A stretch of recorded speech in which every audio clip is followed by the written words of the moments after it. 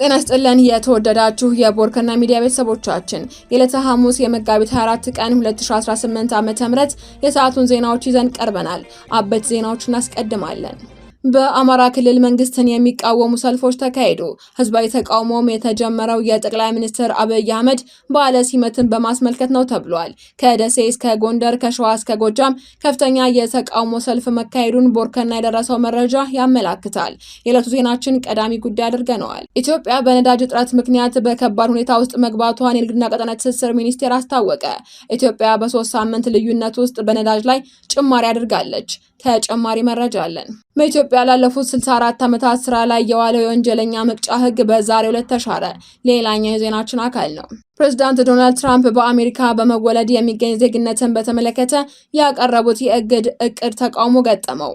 የአሜሪካ ጠቅላይ ፍርድ ቤት ውሳኔውን ሊቀለብስ እንደሚችል ተጠቁሟል። ከውጭ በዝርዝር አዘጋጅተነዋል። ዜናዎቻችን በዝርዝር እናቀርባለን። በቅድሚያም